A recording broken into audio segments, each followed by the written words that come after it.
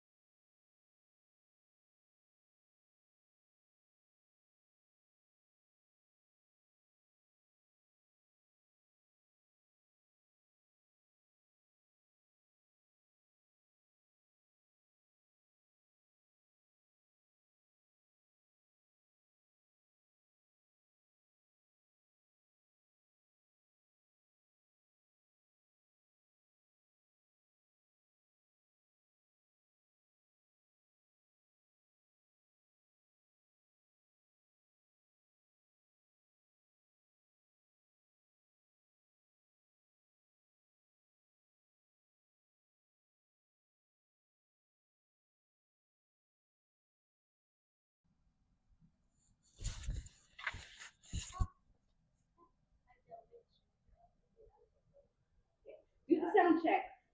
Check, 1, 2, 3. Check, 1, 2, 3. Check, 1, 2, 3. Check, 1, 2, 3. There's usually about a 20-second or so delay, so you're talking, but they may not actually hear it yet. No worries.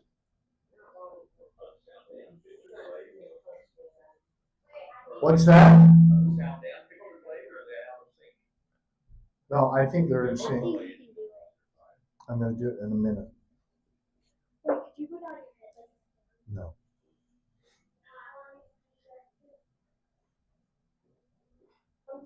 Okay, so I hear you guys. Keep talking. Test, 1, 2, 3. Merry Christmas. There's a little delay on the video, huh? Oh, yeah. Just know that is good.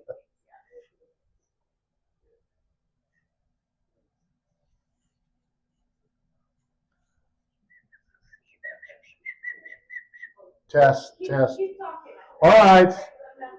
Merry Christmas, everybody. This is going to be a Christmas extravaganza. I've got 1, 2, 3, 4, 5, 6, 7, 8, 9, 10 stories on the list here. I know. Some are short and some aren't so short.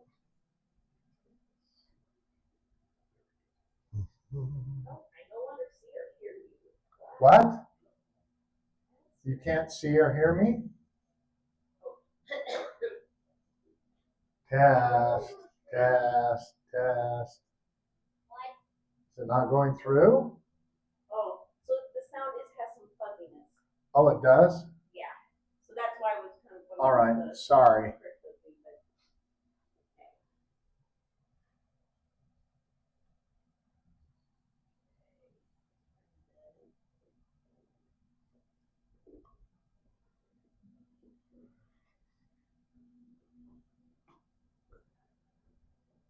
Now, periodically, I'm going to be talking to the computer because that's where the film's going. So don't feel bad that I'm not talking to you.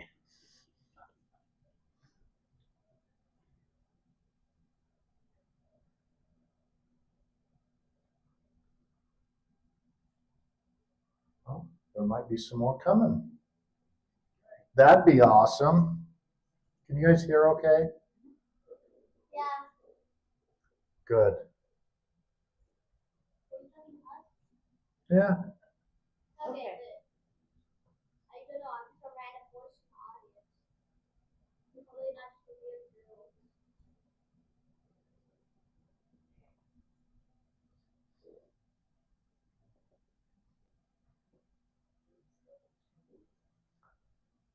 through. Is it Alexa? Alexis. Alexis. All right. I might need your help in one of the stories. Is it really good? No. So, because you have a microphone, we need to announce officially. Are we going to have you just start it off and say who you are, or is it something I can kind of hold on to and? I think it should work.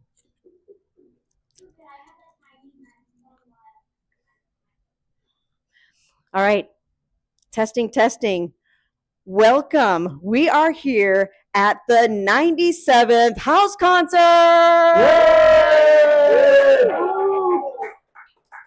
Now we know that there's many of you that are joining on virtual live. We also have people who will be watching after the fact. And of course, there are the people who are here. And what is exciting is that no matter what, we get to feast in these stories. And they are the stories of the holidays, the stories of family. And so it's going to be a lot of fun for that. And we did a sound check to make sure that at least those who are streaming can see and hear us. Because of the wireless, it may not be as crisp as we would love, but as long as you can understand the words, we're going to still go with it. So if at least the volume is enough, then that's really what we're looking for at this point. And with Story Crossroads, we are a nonprofit. We have year-round events. And what's exciting is that we get to do these house concerts. We get to do virtual workshops.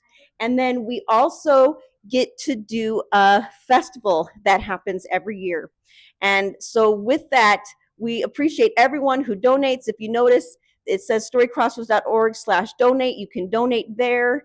And those who have already donated, thank you. Thank you so much. And I want to give a big round of applause to Ted Erekson, who will amaze us. Yay! Thank you. Thank you. It's exciting to be here. I've got a lot of stories to tell tonight, and I'm excited to do that. I'm a guy, and I don't know about you, but a lot of times I end up on Christmas Eve at the store doing my final shopping. And there's a lot of unhappy men in the store getting their shopping done because they've put it off. And I'm going to tell you about one Christmas Eve. I was closing up. I worked out at the bank, and I was the last one. I was the one closing up, and it was snowing. That big, heavy, slushy snow was coming down. It was coming down, and I finished up. I turned out the lights. I locked up the bank, and I went out to my car. And I thought, I gotta go to the store on Christmas Eve. I want to just go home. And I got my keys and I opened the car door, and the snow that had piled on top of my roof came down and it filled my shoes. I was so frustrated. Here it was Christmas Eve and I was supposed to be happy. And it was driving me nuts. And I got in the car and I slammed the door. I said, why can't Christmas be like it used to be? And I started the car and the windshield wiper started going. And I thought back when I was a kid. Downstairs in our basement, we had a real fireplace. It had real fire in it. In fact, my dad got some coal. If you've ever smelled coal burning, it smells like old men locker rooms. It's not that pleasant, but it's a great memory for me. And as me and my brother Dave sat on the orange couches, the bright orange couches, that tells you how old I am. We sat there and watching the fire, and the Christmas tree was set up. Now, back then, you'd go get a live Christmas tree, and there'd be a 2x4 X nailed in the bottom. There was no water, and you just hoped that the tree would survive, and you had those big bulbs that were hot. And you always had to check the tree to make sure that it wasn't burning down. But that smell of that fresh tree, I just thought about that. And as we sat on the orange couch, I looked down and there was the gold shag carpet. The gold shag carpet that my mom would make us when we did our chores. We had to vacuum. And then there was a rake specifically for shag carpet to make sure it all stood up the same way. So we had to vacuum and rake the shag carpet. And me and my brother Dave were sitting on that orange couch, and we heard someone coming down the stairs. It was my mom. And she had a tray of these big, huge mugs of hot cocoa. And she had sugar cookies slathered with frosting. And we sat and we sipped that hot cocoa and we ate those sugar cookies. And that's what Christmas was. Christmas was cookies and cocoa. Christmas. Cookies, cocoa, Christmas. I was now in a better mood in the car. And I started singing to myself, cookies, cocoa, Christmas. And I was moving in the chair and I put it in reverse and I pulled out and I went onto the main road. Cookies, cocoa. I was keeping time with the windshield wipers. I was kind of happy. But then, off the side of the road, there was a bakery. Cookies, cookies. And I turned into the bakery. There were no cars in the parking lot. And I got out of my car and I went to the bakery door and the kid turned around the close sign and I just pushed right through the door. I'm like, I'm getting these cookies. And I went right up to the counter and there were 3 beautiful big sugar cookies slathered with frosting. And I said, I'll take all 3. And he put them in a sack for me, and I paid for them, and I went out, and I'm really kind of dancing. Cookies, cocoa, Christmas cookies. I was so happy. And I got in the car, and I started down the road, and then I turned in to the mall parking lot to do my shopping. And right by the front door, I pulled up, and then I had to park clear on the other side of the parking lot. And I opened the door and I got out and I slammed the door and guess what? That snow came down and filled my shoes again. And I stomped through all that slush. I opened the doors to the mall and there were so many sad men walking through the mall. And I was kind of frustrated. I'm looking and I look over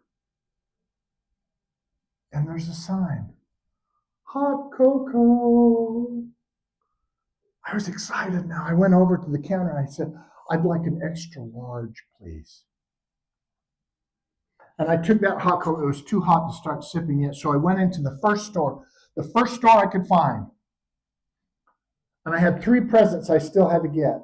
One for my wife, one for my sister-in-law, Norma, and one for my nephew, Christian, who was 14 at the time. And I grabbed off the shelf, Norma got a set of batteries. My wife got a gallon jug of perfume. And my nephew, Christian, who was 14, got Spider-Man underwear. But I was done with the shopping. And I took that bag out, and I had my hot cocoa and those cookies, and I sat down on the bench, and I sat down, and I opened that hot cocoa. Oh, it burned a little, but I didn't care. Cookies, cocoa, Christmas. And I looked over on the bench, and on the other side of the bench was a man. And he had kind of worn out Levi's on, and old boots. He had an army jacket on. His t-shirt was kind of dirty and had holes in it. He was kind of scruffy. Dirt under his fingernails. And I nodded to him, and I kept sipping on my hot cocoa. And I reached in my sack, and I grabbed one of those cookies. And I bit into it. Oh, cookies, cocoa, Christmas. And I nodded to him, and I watched as he reached over and he grabbed one of my cookies. And I thought to myself, does he not know the song, Cookies, Cocoa, Christmas? Why is he taking one of my cookies? But I thought, it's Christmas, it's okay. And I nodded, and he ate the cookie. And I sipped some more hot cocoa, and I reached in, I grabbed another cookie. And I nodded to him, and he looked over at me, and he reached in, and he grabbed another cookie. I said, what are you doing? What are you doing? This is Cookies, Cocoa, Christmas. This is my thing. What are you doing? What are you doing? And then when I finished my cookie and sipped on some more hot cocoa, he reached in and grabbed another cookie. As he started to eat it, I was so mad. I grabbed the other cookie. I threw it in my mouth. Crumbs went everywhere. I stood up. I marched off into the mall. And there were the big garbage cans with the hole in the middle. And I was so mad that I threw my hot cocoa in that, and it splooped out like a fountain and got over the kids that were standing there. And I just stomped out to my car. So doesn't he know Cookies, Cocoa, Christmas? I can't believe he's ruined my Christmas. And I got my keys out, and I opened the car door, and that snow fell down. But when the light came on in the car, there on the seat was my bag of cookies. So this Christmas, don't lose your cookies. Just share with everyone.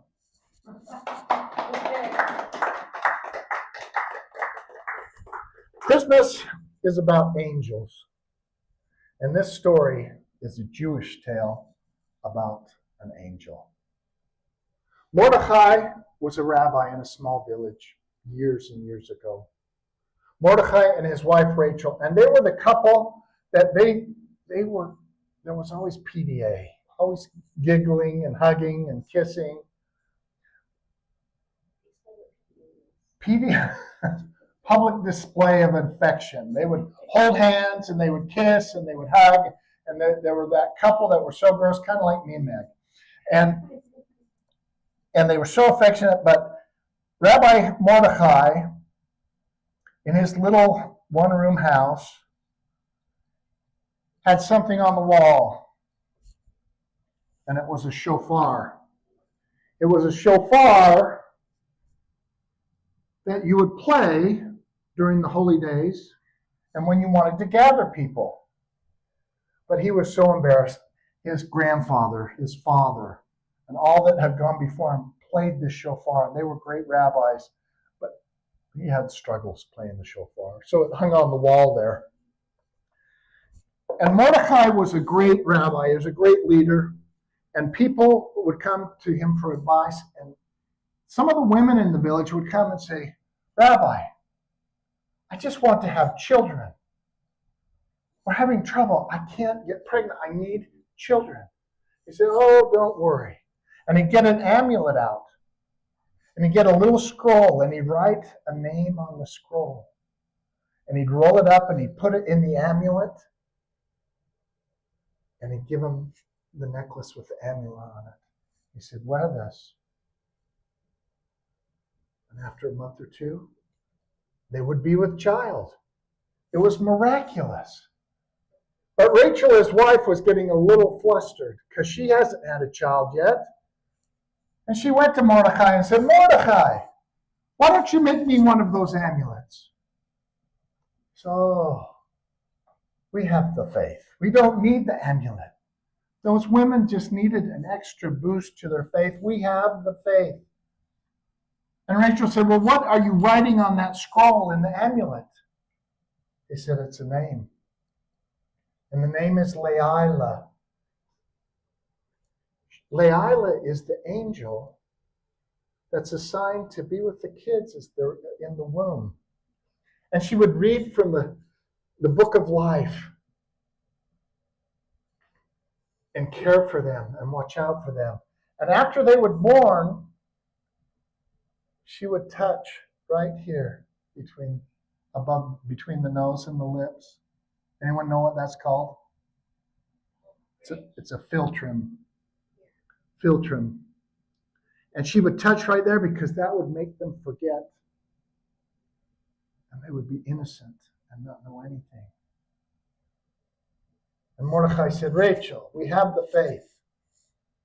And she, oh, I could die from such a man. And that night they went to bed.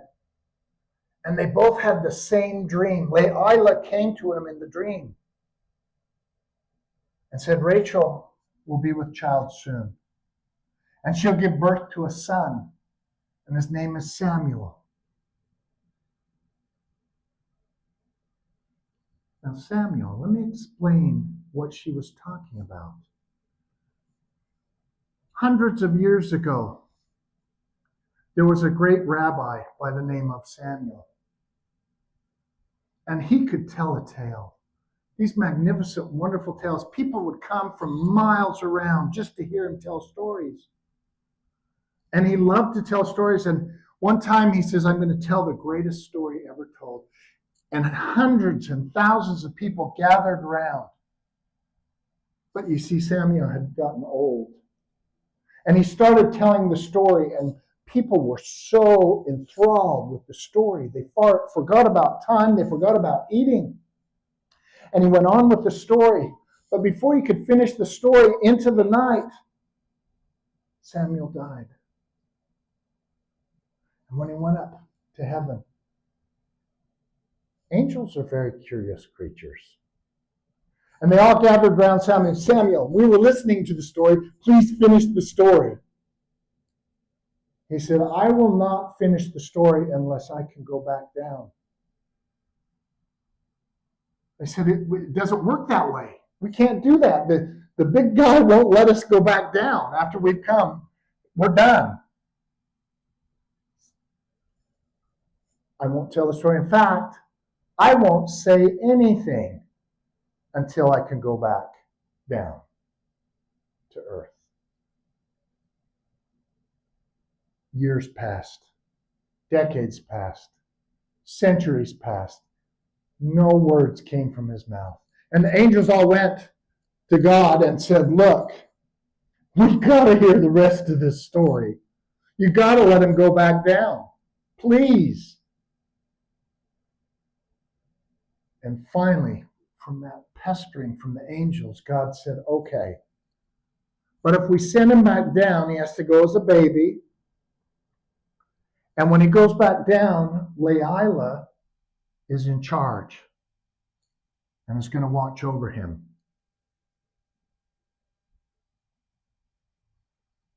The next morning, Mordecai and Rachel woke up, and they were eating their bagels and lox at the table. And Rachel said, I had an interesting dream. Mordecai said, I did too. She said, Leila came to me and said I would have a son, Samuel. Mordecai said, I had the same dream. And sure enough, in a month's time, she was with child. They were so happy. More PDA. They were so happy. And the time came for the birth, and they were in the one-room house, and she was in the bed, and she started giving birth, and there was a midwife there. And she gave birth to this beautiful baby boy. And she said, that's my Samuel. That's my Samuel. And she held him, and the midwife cleaned her up, and Mordecai took his son over to the cradle and laid him down. And he turned to Rachel and he said, it's just as Leila said in the dream. We have a son. And he heard a voice behind him that said, you know my friend Leila? And he turned around and the infant was sitting up. He was sitting up and talking. And he explained to Mordecai and Rachel about that situation. This was his time to finish his story. He said, gather all the people. Have them come. I'm going to tell this incredible, greatest story of all time. And so Mordecai went to the wall, and he was nervous. He went out front.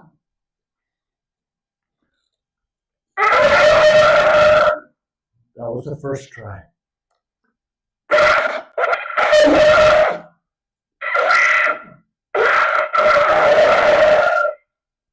He couldn't do it. But the people heard his efforts. And they came running. They said, what's going on? What's wrong? He said, my son is going to tell a story. The greatest story ever told. And the people all crowded in to the little house. And the infant sat up, Samuel. And he started to speak. He said, this is how the story begins. But as he started his story, all of a sudden there was this rustle of wings and feathers. And the people looked up in the rafters of the house, and these angels had all come in and gathered around, and they were waiting to hear the story. And he started.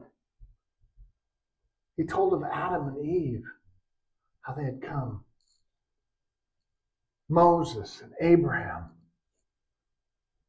And as he told the story with great detail, they were all enthralled. In fact, they were kind of in a trance. He told from that morning until evening and through the night, and the people just listened so closely. The angels were so excited. And he told of the Messiah coming. And they were just enthralled. And he finished the story. And he was kind of worn out, and he laid down. And the people went out of the trance.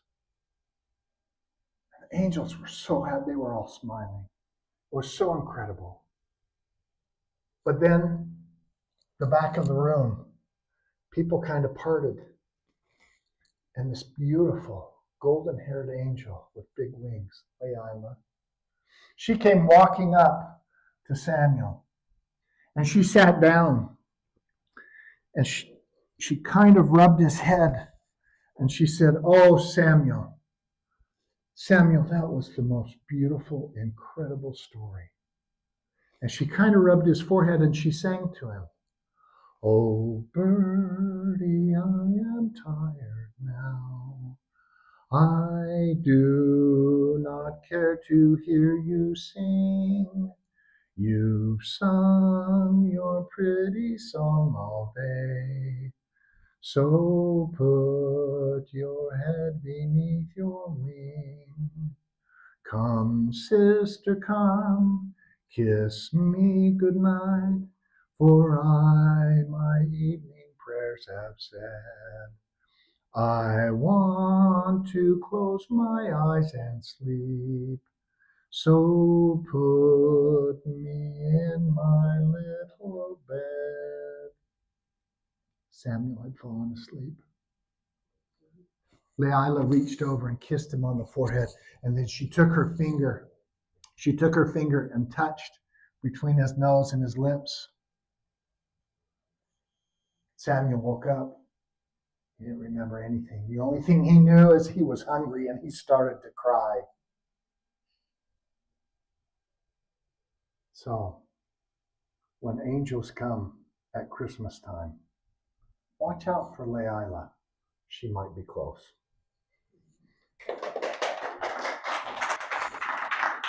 This next story is about Santa Claus, whom I have a affinity, a connection with, as you can tell. In fact, one year I was at Macy's, and I just got out of our car, and a kid and his mother, his little boy, was getting in their car, and the little kid looked over at me and went,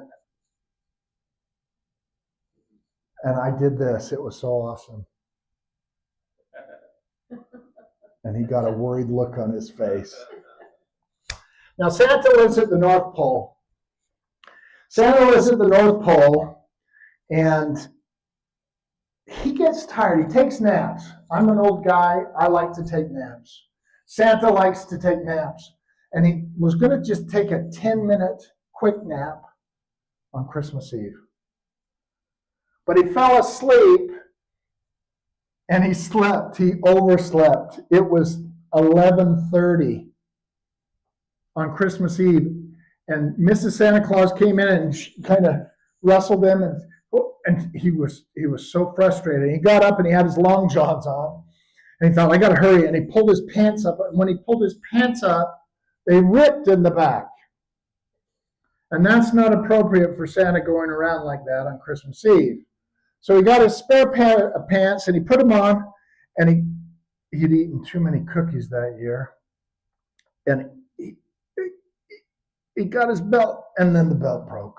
Oh, he was so frustrated. The elves came in. Oh, it's okay. We're going to fix it. And they got it all fixed.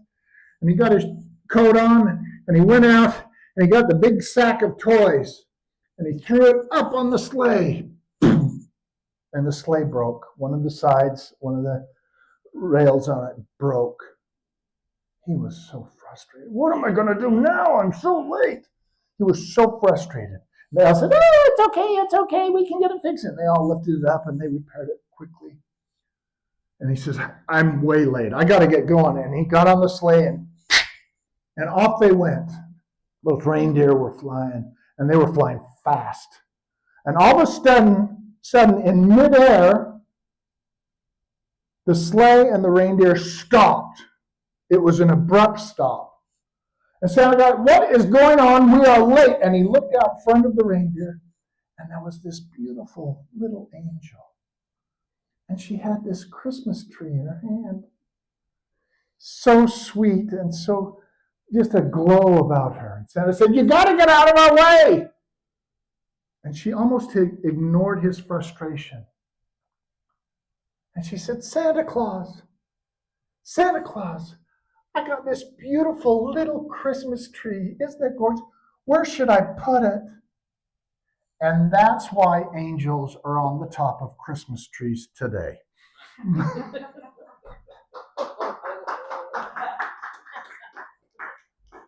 Okay, Alexis, I need your help. Stand right here in front of me. Alexis is a little apple tree. And it was winter, and this little apple tree was surrounded by mighty oak trees. And at night, she looked up. And she could see stars in the branches of the mighty oaks.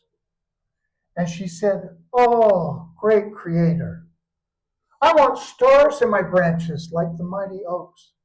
I just want stars.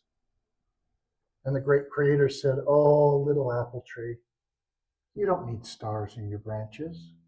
You're so special. Soon it will be spring, and you'll have beautiful pink flowers all over you that will smell so sweet, and the bees will come. You don't need stars in your branches. And the little apple tree was sad. And then it was spring. And there were beautiful pink blossoms, so aromatic all over her. And the bees would come. Zzz, zzz, zzz, and it smelled so sweet. But that night, she looked up. And in the leaves of the mighty oaks, she could see the stars in the trees. And she thought, oh, great Creator, I just want stars in my branches like the mighty oaks. I just want stars. And the great Creator looked down and said, oh, little apple tree, Little apple tree, you don't need stars in your branches. Soon it will be summertime and you'll have big, green, lush leaves all over your tree. And people will come and they will sit in the shade and read books. You have so much to offer. You don't need stars in your branches. And the little apple tree was sad. And then it was summer. Big, lush, green leaves all over branches. People would come and they'd sit in the shade of the tree. They'd play checkers and read books and take naps. But that night, the little apple tree looked up in the branches of the mighty oaks and said, "Oh, great Creator, I want stars in my branches like the mighty oaks. I just want stars." And the great Creator looked down. Come on, hold your branches up. And the great Creator looked down and said, "Oh, little apple tree, you have so much to offer. You don't need stars in your branches. Soon it will be fall, and there'll be big, beautiful red apples all over your branches. And people will come and eat those apples, and some will fall on the ground, and the cows will come eat them. Oh, you have so much to offer. You don't need stars in your branches." And the little apple tree was sad. Then it's fall. Big, beautiful red apples all over her branches. Luscious green red apples. And people came from miles around. They were so sweet. They would pluck those apples off and they would eat them. And the cows would come and eat the ones on the ground. But that night, the little apple tree looked up and saw the stars in the branches of the mighty oaks. And she said, "Oh, great Creator, I just want stars in my branches like the mighty oaks. I just want stars." And the great Creator looked down and said, "Oh, little apple tree, you have so much to offer. You don't need stars in your branches. You have so much to offer." And the little apple tree was sad. And she bowed her head and she started to shake and quiver because she was crying so hard. And an apple fell on a rock and it opened up. It opened up. And she had stars all along in her branches. Can I see my star? So don't try to be someone else. Just be yourself. Thanks, Alexis. All right. This story, one of the colors of Christmas is like my shirt. It's green. It's green. So we're going to go to the Emerald Isle for a while. Who knows what the Emerald Isle is? Ireland. Now, it's not Scotland. Me and Meg went to Scotland in May. And we haven't got to Ireland yet, but Ireland is the Emerald Isle because it rains so much. But this story takes place before there were big cities, before there were small cities, before there were big towns. All there were small little villages. Small little villages.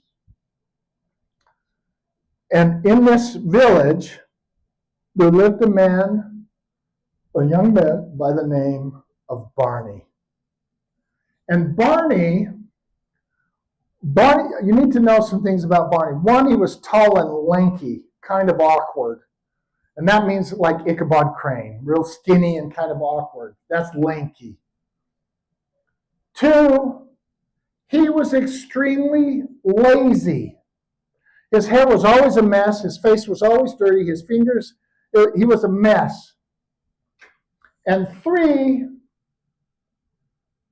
in fact, he was so lazy, he'd get up late in the morning, he'd sleep in, and he'd go to the table and eat his porridge. And just lifting the spoon to his face, he was tired and had to go back to bed for several hours. That's pretty lazy. And the third thing you need to know is he loved to go into town at the pub with his friends and buddies. And there at the pub, he would tell the most fantastic, unbelievable stories. And his friends would all go, "Oh, that's a bunch of baloney, Barney. That's a bunch of baloney." And that's what they called him, Baloney Barney. One day, Baloney Barney was walking down the middle of the village on the road, and he looked over to the other side of the road, and he saw her. She was beautiful. She had long, red, curly hair like the tendrils of honeysuckle. Her eyes were deep green like emeralds. Her lips were like rose petals. Her skin was like butterfly's milk. He slowly walked across the road, and he knelt down in front of her, and he looked up at her and he said, "Will you marry me?" It was a very small village. There weren't a lot of choices. So she said, "I will." The day of the wedding came, and there they were in the back of the little church. The priest was up front, and they were standing in the back, and there she was. She was beautiful. She had on her grandmother's wedding gown, lacy and beautiful. She had flowers in her hair, and she smelt of lilac. And there was Barney, Baloney Barney. His hair was a mess. His clothes had holes, and they were dirty. I'm not sure exactly what happened, but I think they walked a little fast up to the front of the church where the priest was. Because by the time they got up front, this was Barney.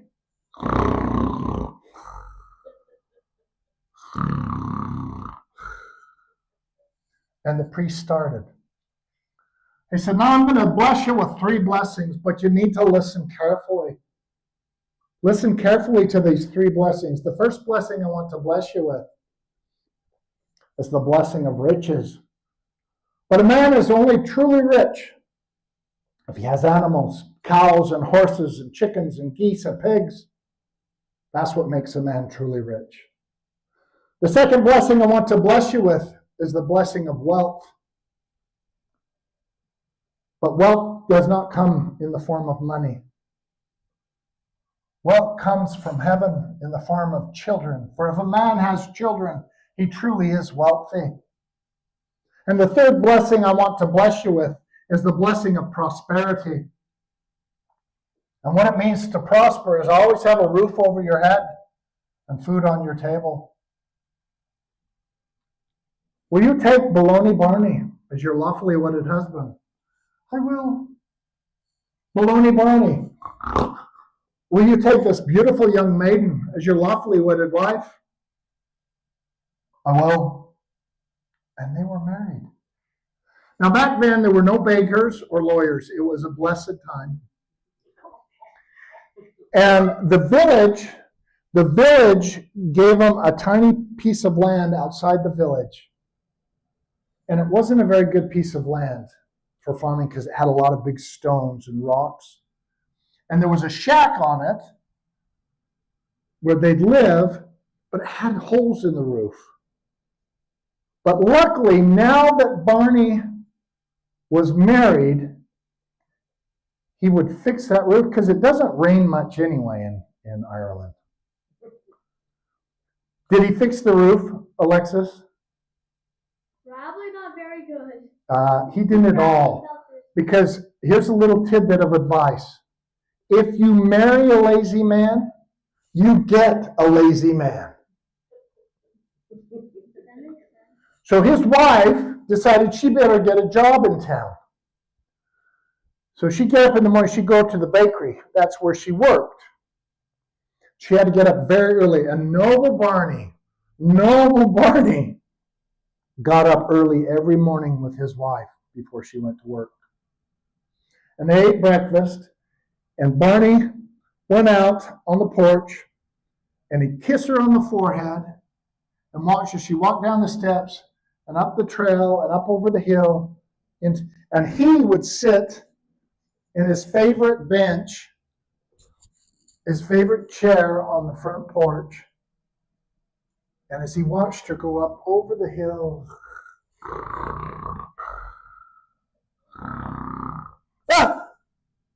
something pinched him.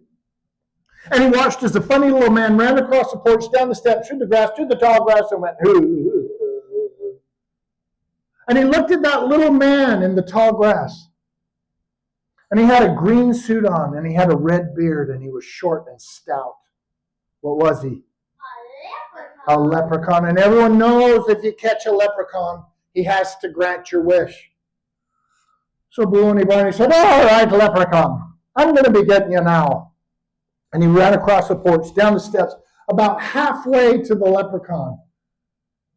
And he dropped to the ground.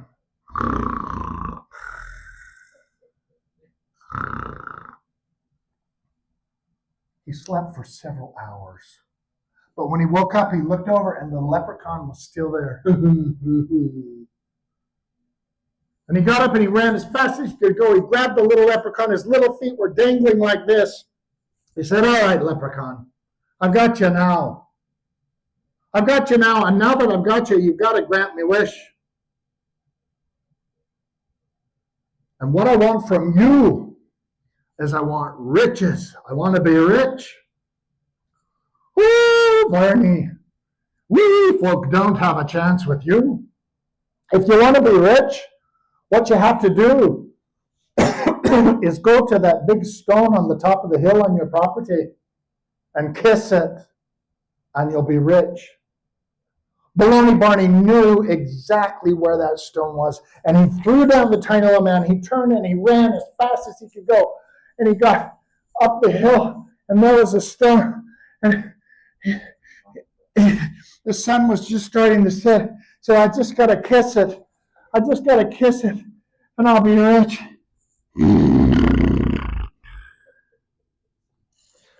Baloney Barney kissed the stone all night long.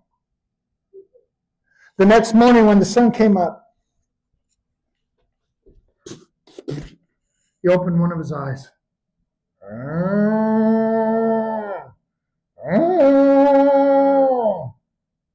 There were animals everywhere. Everywhere. And he slowly went down the hill, going back to the shack. And he stepped in some stuff, but he was going back to the shack.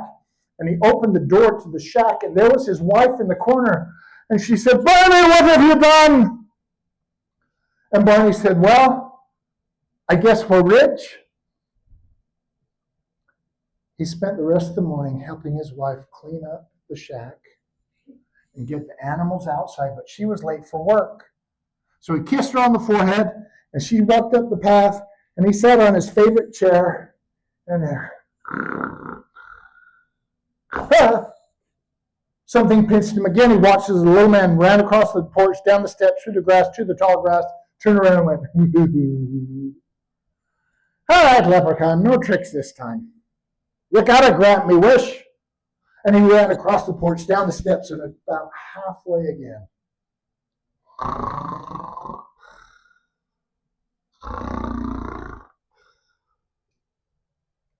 After several hours, he woke up and he looked over, and the funny little man was still there. Ooh. He ran as fast as he could go. He picked up the tiny little man. His little feet were dangling like this. He said, okay, leprechaun, you tricked me last time, but not this time. You have to grant me wish, and what I want from you is I want to be wealthy. I want wealth. Oh, Barney, we folk don't have a chance with you. If you want to be wealthy, what you have to do is go to that big stone on the top of the hill on your property and kiss it, and you'll be wealthy. Barney knew exactly where that stone was, and he threw down the tiny little man, and he started to run as fast as he could go. He ran up that hill, and he bent down. He said, just got to kiss it, and I'll be wealthy. Just got to. Baloney Barney kissed the stone all night long. The warm sun on his back woke him up. And he looked around, same animals as the day before. And he went slowly down the hill back to the shack, and he opened the door, and there was his wife in the corner. She was big as a hippopotamus. She said, Barney, what have you done? And she exploded. Kids went everywhere. Bad kids, sissy kids, kids who climb on rocks, tough kids, sissy kids, even kids with chicken pox. There were hundreds of them. Bernie, what have you done? He said, well, I guess we're wealthy. He spent the rest of the morning helping his wife clean up the kids and get them out. She was late for work after that explosive birth. She was late for work. He kissed her on the forehead. He sat on his favorite chair, watched as she walked up over the... Ah! Something pinched him again. And he watched as a tiny little man went across the porch, down the steps, through the grass, to the tall grass, turned around and went, all right, leprechaun. You've tricked me twice. You're not going to trick me this time. So, he slowly walked across the porch, down the stairs, across the grass, to the tall grass. He carefully lifted up the tiny little man. His little feet were dangling. All right, leprechaun, you have to grant me wish, and no tricks this time. What I want from you is prosperity. I want to prosper.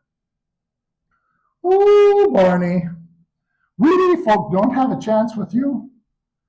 If you want to prosper, if you want prosperity, what you have to do is go to that big stone on your property and kiss it, and you'll prosper.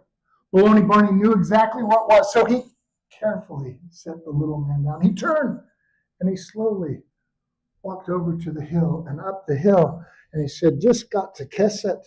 Just got to kiss it, I'll prosper. He just kissed it lightly, and out of heaven fell 5 gold coins and an emerald the size of your thumb.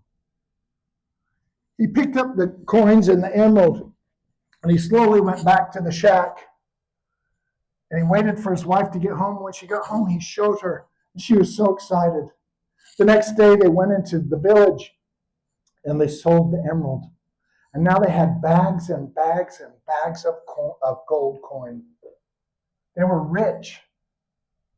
Now, Alexis, was Baloney Barney still very lazy?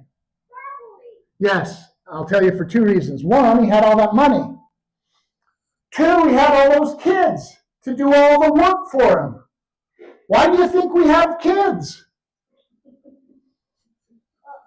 Now, as I've told this story, there's several of you that believe in leprechauns. There's a few that do not.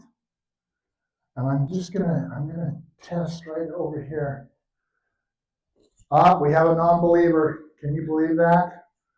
So, I want to tell you that leprechauns are real. And I know leprechauns are real because I lived with them. I lived with a leprechaun colony. There's an island just off the big island of Hawaii. It's a leprechaun colony. Thanks for getting that.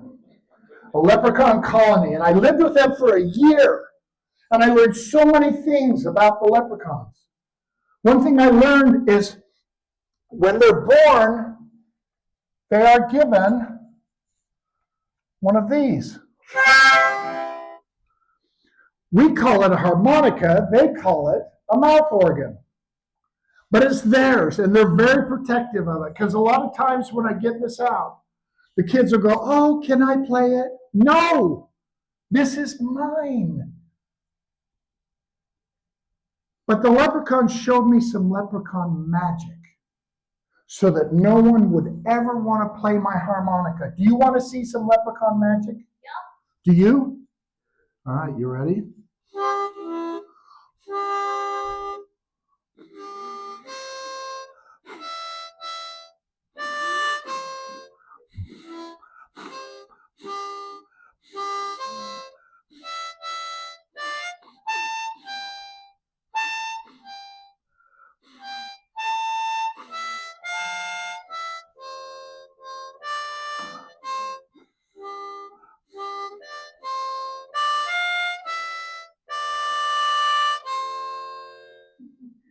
Does anyone want to play it? No. Magic. Total magic. Now, before I left the colony, I sat down with the king of the leprechauns. His name was Patty, just a nice Irish name. His last name was O'Furniture, Patty O'Furniture. Perhaps you heard of him. And Patty said, thank you. He sat down with me and he said, I have a gift for you. And he gave me his mouth organ. His mouth organ.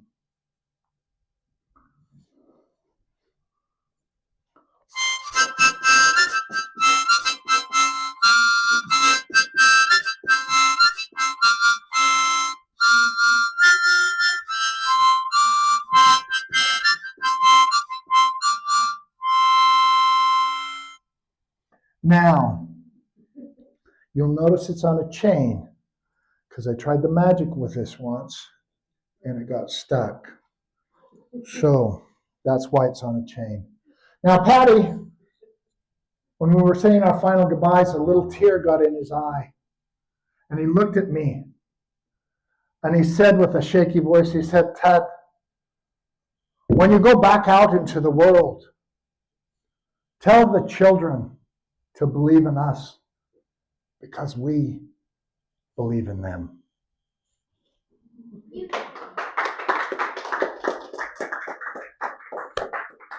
This next story is about the day after Christmas. And Marilyn was an elf. She was 365 years old. And she was having a cup of hot cocoa in the kitchen at Santa Claus Castle. Now, some of you think that Santa Claus lives in a house made of candy. That's ridiculous. It would get all gooey and sticky in the snow. It's a lie. It's a castle. And she was in the kitchen in the castle. There was ash in the fireplace there in the castle. And she was sipping on this hot chocolate. She looked outside and it was snowing. It was big snowflakes. It was snowing heavy. And what she didn't see and didn't know is up in the clouds, up above the clouds, there was a stork. And it had a bundle in its beak. And it went into those clouds and snowballs started to hit it. And he dropped that bundle. And that bundle flew through the stormy clouds, the snow, and it went right into the top of the chimney of that kitchen fireplace, bounced around and landed in that soot and ash, and it kind of went in a puff of smoke. Marilyn was so surprised. Now, one thing you need to know about Marilyn, she didn't have any kids. She wanted kids. She couldn't have kids. So when that bundle hit, she went over and she grabbed the bundle and she took it over to the table. Now, some of the other elves had come in because they heard the commotion. And she undid the knot on that bundle and opened it up. Oh, my own little one, my own little elfling. I'll call him Thomas. But the other elves weren't so impressed. He's kind of fat.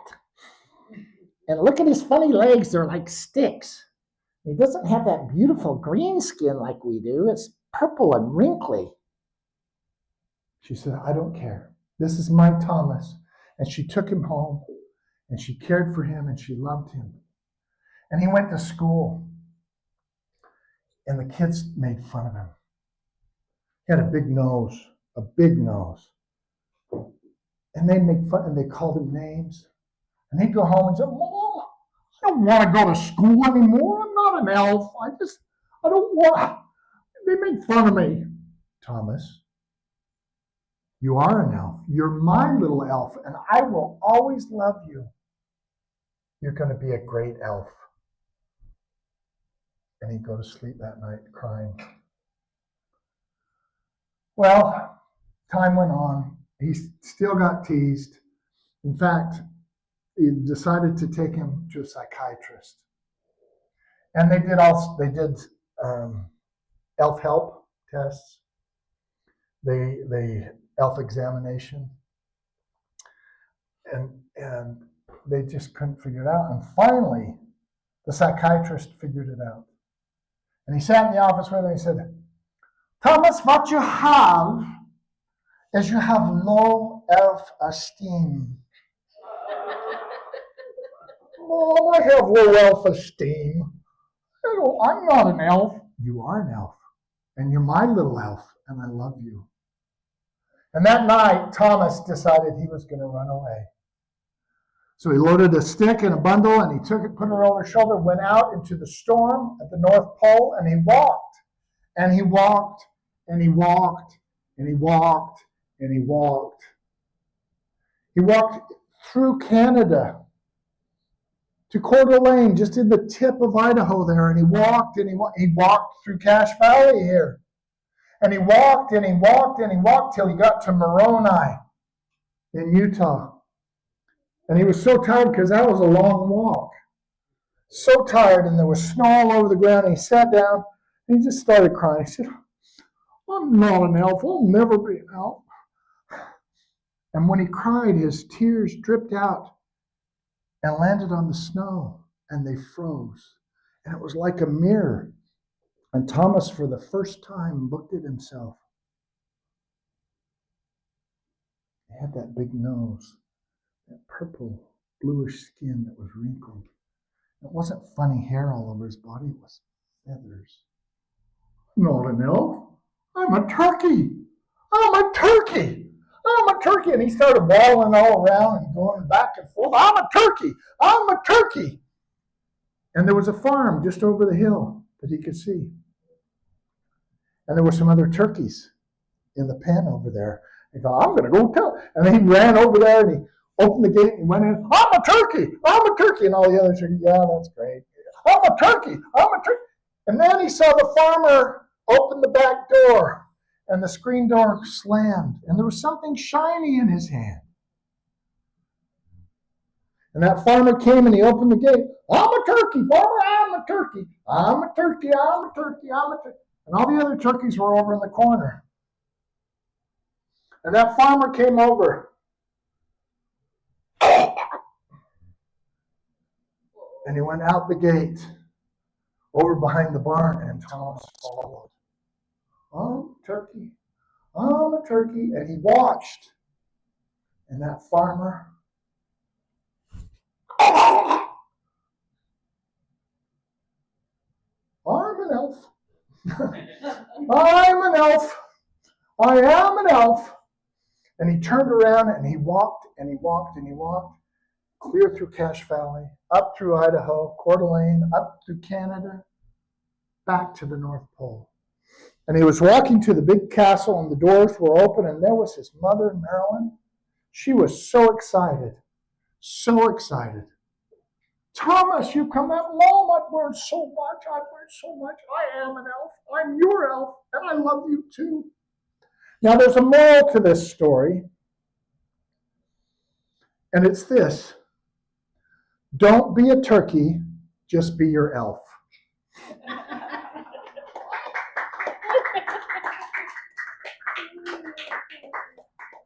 How are we doing on time? Oh, wow. One more story, guys. One more story. Santa Claus was sitting on his big overstuffed chair, and he was eating chocolate chip cookies, which is his favorite. He absolutely loves them. And he was eating cookies, and the crumbs were getting all in his beard, and there was a big panoramic window in front of him in the castle. Remember, he doesn't live in candy. He lives in a castle. And he was looking out, and it was very close to Christmas, just a few days before Christmas. And he looked out, and even at the North Pole, it had been raining for months. No snow. And he stood up, and he looked out. And his eyes got big. And his cheeks got rosy. And he had an idea. He ran down the hallway, opened the door to go down to the dungeon. Now, every castle has a dungeon. Santa Claus does not torture elves down there. He stores things down there, kind of like the Mormons do. Down in their basements, they store all sorts of things. So he went down and he got to the room where he knew he had stored the enchanted Victrola. Do you know what a Victrola is? It's like a record player. It's like a record player that has a big horn, kind of like this. Big horn that was the speaker. And you didn't plug it in, you wound it up. And then you put the needle on and it would play a record. Do you know what a record is? Record is like kind of like a CD disc, but with music. It's a big black CD. Big black CD, and it has grooves in it. That's right. And this enchanted Victrola, when you would play it, it would make it snow. And he was so excited, he opened, just when he reached to open the door, he heard the window in the room crash. And then he heard,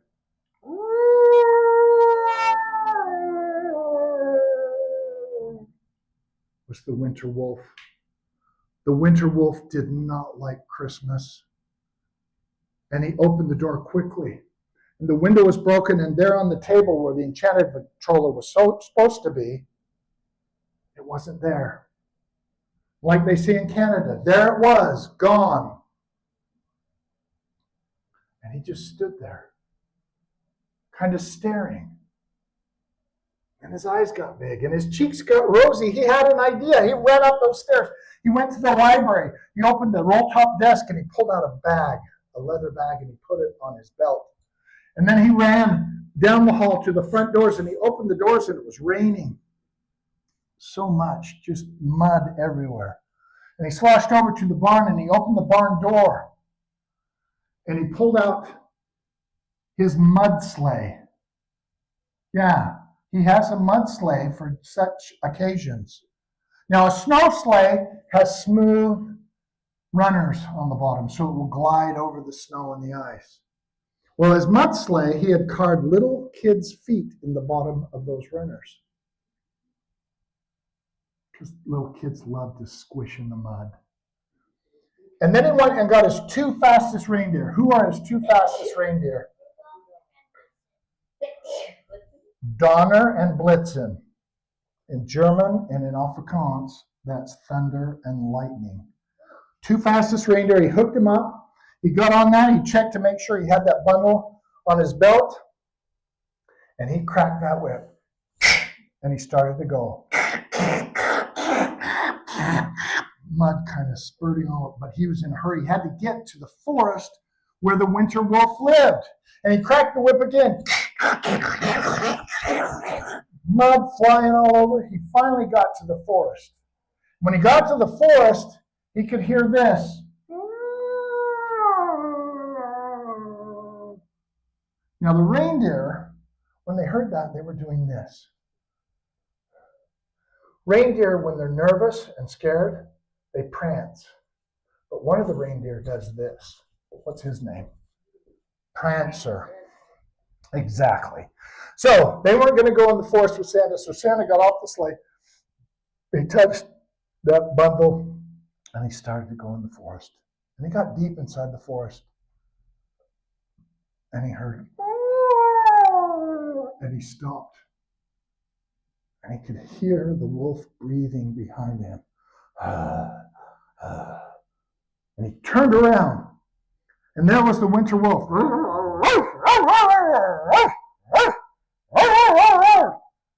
Now, all the winter wolf could see was a big, fat, hairy marshmallow to eat. And just as the wolf was ready to jump, Santa reached in his pocket and he pulled out a peppermint stick. Santa's in trouble. Except, this is an enchanted peppermint stick. And you know what happens when you eat this peppermint stick? Do you know? You become invisible? No. It freshens your breath and brightens your day. So just as that wolf lunged at Santa, Santa lobbed that peppermint stick and it landed. And the wolf jumped down and sat down. And do you know what it did? It freshened his breath and brightened his day. So now Santa, speaking fluent wolf, said to the wolf,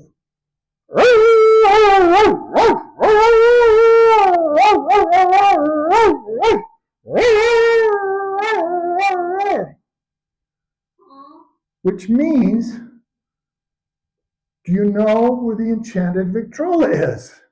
And the wolf replied,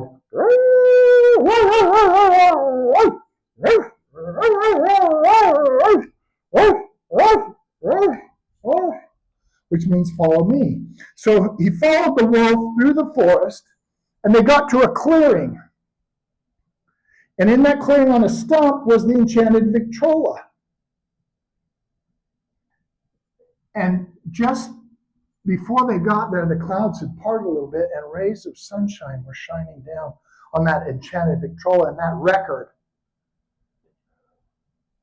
And Santa went over, and he held up that record. Now, records are made of plastic, and when he held up that record, it was like this. But he said, I got to try it. So he put it on, he cranked it up, and he got the needle. I'm dreaming of the white Christmas. It wasn't working. Santa just stood there. And his eyes got big and his cheeks got rosy. He had an idea. He grabbed the Victrola in that record and he started running through the forest. The winter wolf was right behind him. They got back to the sleigh. The winter wolf was right there. And the deer were a little more nervous than before. But Santa, the winter wolf got on the sleigh. Santa got on the sleigh, set the Victrola in the back, and he took that record. And it was all like this.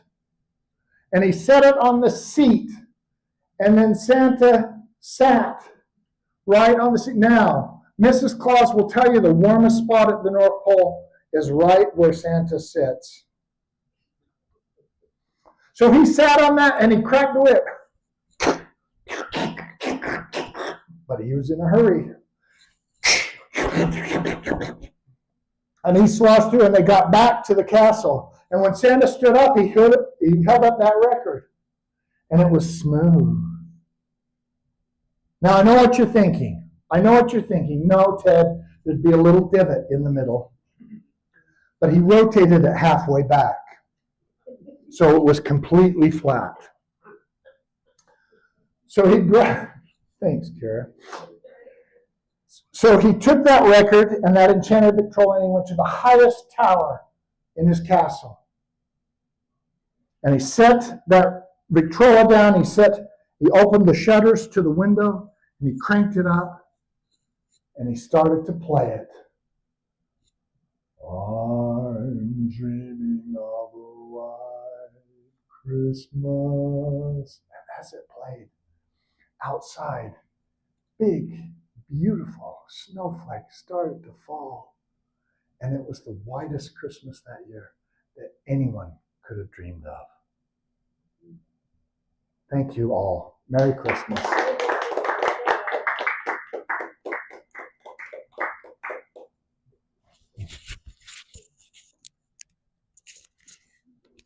Thank you so much. And it's just wonderful to be here together. Lots of you joining online. This is your moment. You can put in those applause emojis and so forth into that chat right now. That'd be awesome. And you can also, once again, we always love it when there's the donations because that helps us do more things. And so if you go to storycrossroads.org/donate, then that helps not just Story Crossroads, but also our story artists like Ted Erekson here tonight. So another round of applause to Ted Erekson. Thank you. So it's always, for those who are in person, we get to have treats and everything, but you can go into your own fridge and give yourself a treat. So make sure you do that. You can't have ours, but you can have yours. Go get those sugar cookies slathered with frosting. Oh, yeah. Lots of frosting. Thanks.